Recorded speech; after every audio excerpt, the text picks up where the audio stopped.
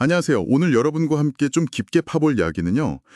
한때 부동산 시장의 뭐랄까 혁신 아이콘이었죠. 오픈도어입니다. 네, 오픈도어. 그 즉시 매입 아이바잉 모델로 엄청 주목받았었죠. 맞아요. 근데 아시다시피 시장이 확 변하면서 큰 어려움을 겪고 있는 상황이고요. 그래서 오늘 저희가 살펴볼 자료들은 오픈도어의 현재 상황, 특히 최근에 좀 회복 신호가 보이는 건지 아니면 여전히 위험한 건지 이런 걸 좀 다루고 있습니다. 네, 과연 이게 진짜 위기를 딛고 다시 올라설 수 있을까? 이게 핵심 질문이겠죠. 그렇죠. 단순히 뭐 주가 올랐다 내렸다 이걸 넘어서요. 그 사업 모델이나 재무 상태가 정말 나아지고 있는 건지, 그리고 앞으로 뭘 좀 눈여겨봐야 하는지 그걸 파악하는 게 이번 분석 목표입니다. 자, 바로 한번 들어가 보죠. 네. 오픈도어가 처음에는 그 AI로 집값을 딱 평가해서 바로 사들이고, 금방 되팔아서 차익 남기는 모델이었잖아요. 팬데믹 때 이게 엄청 잘 나갔는데. 네, 폭발적으로 성장했었죠.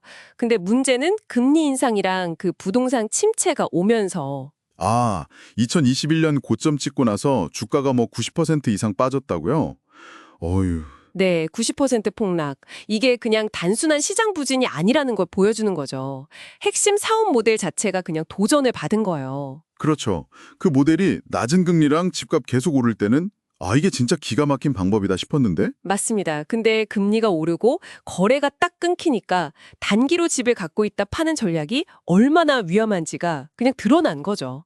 이건 뭐랄까 사업 모델 자체의 지속 가능성에 대한 질문을 던지는 상황인 겁니다. 그래서 그런지 오픈도어가 좀 변화를 시도하고 있다는 게 흥미로운 지점인데요. 예전처럼 그 아이바잉에만 막 매달리는 게 아니고 네네. 전통적인 부동산 중개 방식 있잖아요. 그걸 포함해서 약간 하이브리드 플랫폼으로 가고 있다고요. 바로 그겁니다. 그게 지금 오픈도어를 이해하는데 아주 중요한 포인트예요.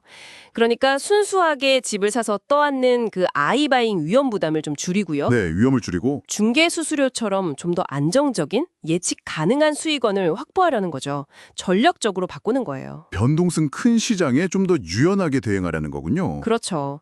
어찌 보면 이게 뭐 혁신 강도는 조금 약해질지 몰라도 일단 살아남아야 하니까 생존 가능성을 높이려는 아주 현실적인 선택으로 보입니다. 그런 노력들이 좀 먹히는 건지 2025년 1분기 실적 보니까 눈에 띄는 게 있더라고요.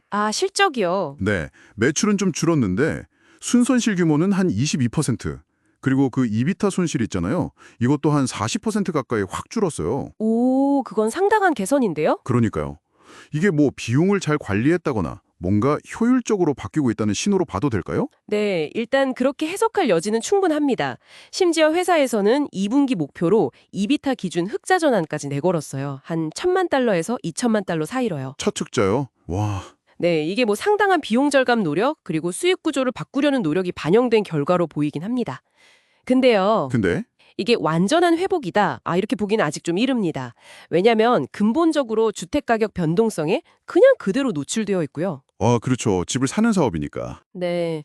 집을 매입하는 데 따르는 그 본질적인 위험은 여전히 남아있는 거죠.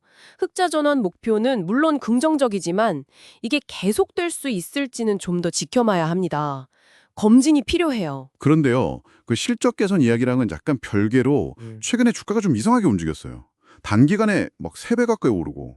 그 밈스탁 현상 말씀이시죠? 네, 자료 보니까 이게 꼭 펀더멘탈이 좋아져서 오른 것만은 아닐 수 있다. 이런 분석이 있더라고요. 소위 밈스탁 열풍 영향이다. 그럴 가능성 상당히 높다고 봅니다. 이런 주가 급등은 보통 소셜미디어 타고 개인 투자자들 관심이 확 쏠리면서 나타나는 단기 현상일 수 있거든요. 기업의 실제 가치나 뭐 실적 개선 속도랑은 좀 차이가 있을 수 있죠. 그리고 변동성이 어마어마하게 커지니까요. 이건 정말 주의해야 하고요. 그렇죠. 근데 재밌는 건 정작 오픈도어 회사는 이런 외부 열기랑은 정반대로 가고 있다는 거예요. 굉장히 보수적으로 운영 기조를 바꿨어요. 그래요? 어떻게? 위험 관리에 완전 집중하면서 1년 전보다 새로 집을 사들이는 계약 건수를 60% 넘게 줄였습니다. 와, 60%나요. 엄청나게 몸을 사리는 거네요. 네, 시장 분위기랑은 다르게 아주 신중하게 접근하는 거죠. 그래도 다행인 건 재정 상태를 보면 현금은 좀 두둑하게 있는 것 같더라고요. 한 5억 5천만 달러 이상 있다고요. 그럼 당장 뭐 유동성 위기 이런 건 없어 보이네요. 네, 맞습니다.